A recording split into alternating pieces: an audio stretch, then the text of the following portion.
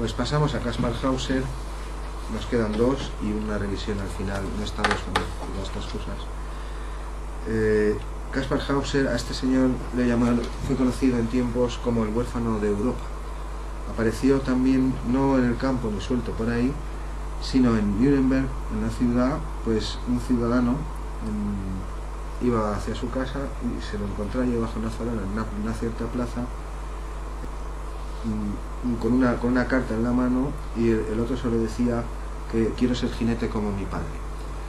En la carta venía la dirección de un capitán del ejército de caballería que vivía cerca, de modo que el hombre que se acercó a preguntar tenía un aspecto un poco mal calzado, los pantalones muy ajustados, un aspecto raro, no decía nada. Lo único que decía era eso, quiero ser jinete como mi padre, pero como la carta estaba el remite del capitán y vivía cerca, pues lo acompañó y lo llevó a la que llamaron allí. Y abrió el sirviente, el capitán no estaba en ese momento. Todas las preguntas que se le hacían siempre tenían la misma respuesta: no sé, no sé. Kaspar Hauser hoy en día ha quedado como una especie de paradigma que significa un modelo, ¿no?, del experimento prohibido. Es decir, un humano que en los momentos críticos, no es como ahora vemos en las películas. Yo ya soy adulto, ya he aprendido las cosas, me encierran, me torturan, pero yo sobrevivo, y al cabo de 15 años vienen a liberarme, y yo, con todos los traumas que haya carrera, pero yo sigue siendo yo. El problema es en las edades tempranas, en periodo crítico. El caso es que hoy en día, en neurociencia así se habla. Un experimento tipo Kaspar Hauser significa que es un experimento de deprivación sensorial. Tú coges pollitos y los aíslas, o coges cualquier criatura y la aíslas de sus congéneres, de sus padres, para ver qué ocurre. Es decir, que fue un caso muy importante, muy sonado. La revolución ya ha pasado, en 1828, creo que Napoleón ya lo han depuesto, justo hace muy poco.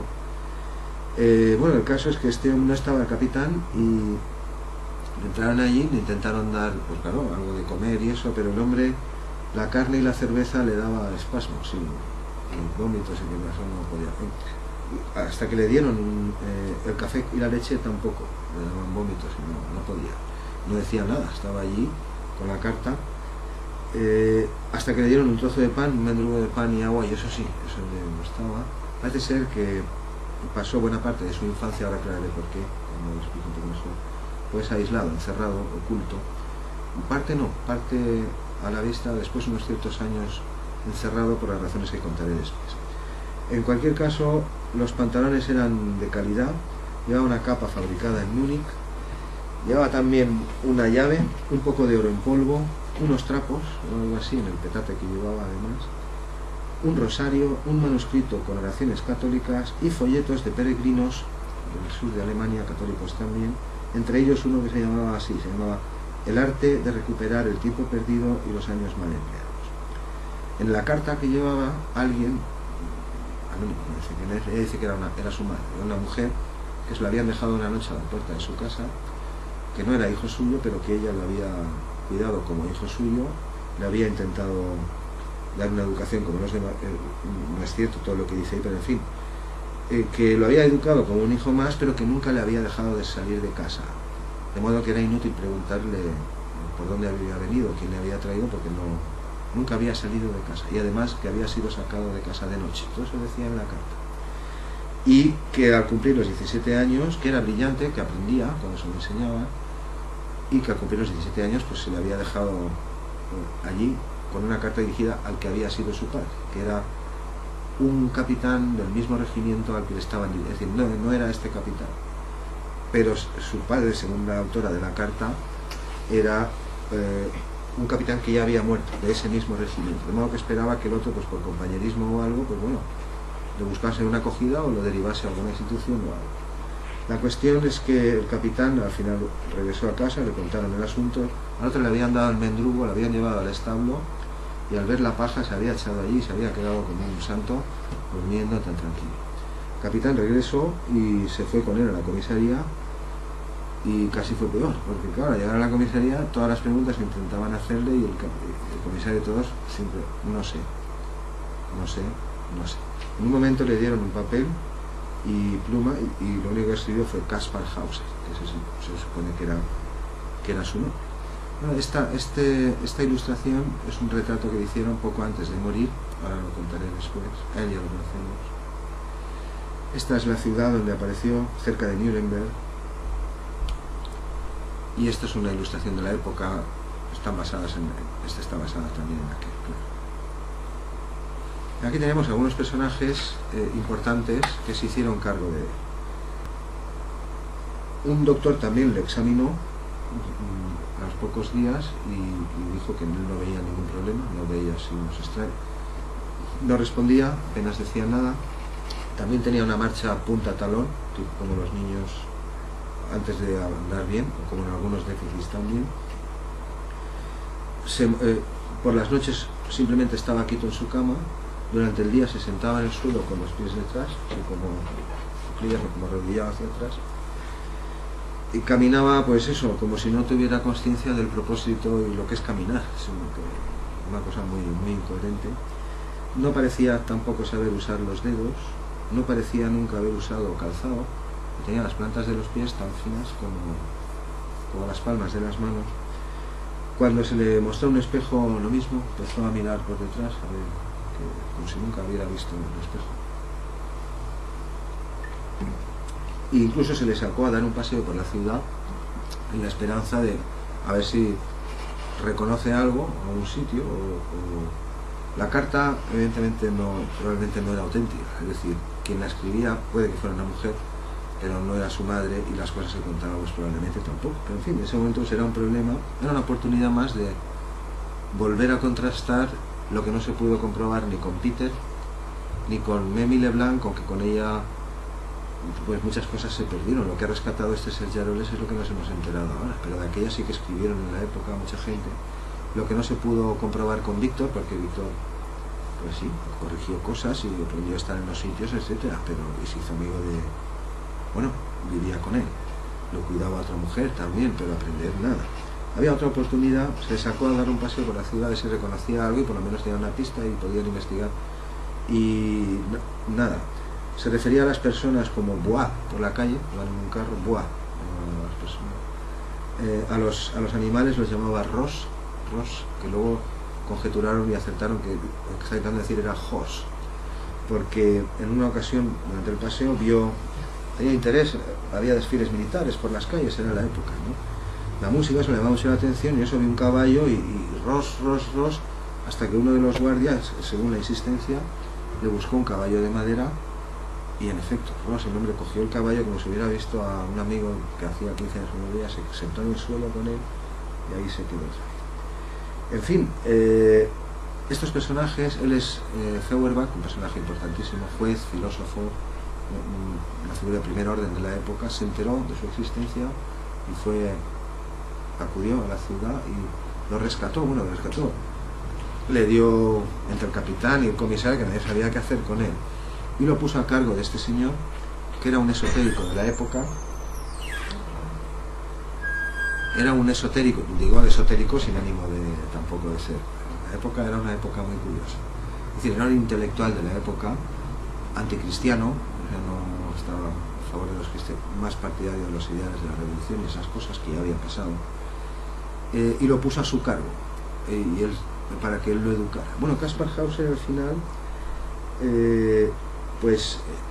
aprendió, parece que aprendió a leer y a escribir, fue recuperando, probablemente pues porque de pequeño pues también había hablado. Ahora contaré, ya sé que estoy dejando ¿cómo se dice? Como las películas de misterio, pero ¿qué pasó, Manuel? Pero ya no sé, ahora al final lo contaré. El caso es que en un determinado momento, en 1929 por ejemplo, en el sótano de su casa, que es donde vivía, ya sufrió el primer atentado. Se apagaron las luces, había gente allí, había una especie de reunión con motivo de estas cosas, se apagaron las luces y alguno de los presentes, no se pudo saber quién, le golpeó en la cabeza, le metió un buen viaje, intentó matarlo. Ya había corrido la voz, ya se sabía que estaba aprendiendo a leer y a escribir.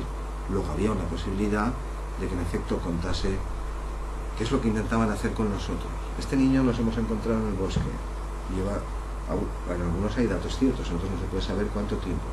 Pero claro, no habla, se ha creado estados salvajes. Si conseguimos comunicarnos con él, enseñarle a hablar, nos podrá decir, esto decía Rousseau y otros, etc., nos podrá contar qué sentía, qué pensaba, cuando no tenía lenguaje.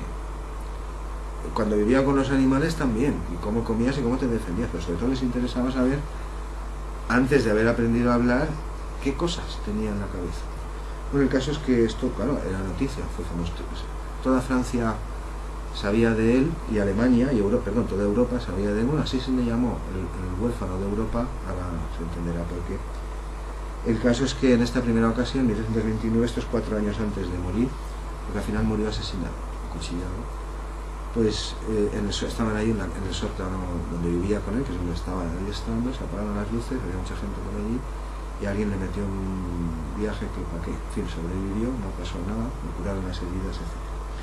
4 años después, frente a los jardines del palacio de esta ciudad que hemos mostrado, donde actualmente está su estatua, que han puesto allí, fue acuchillado por alguien anónimo y ese fue su final.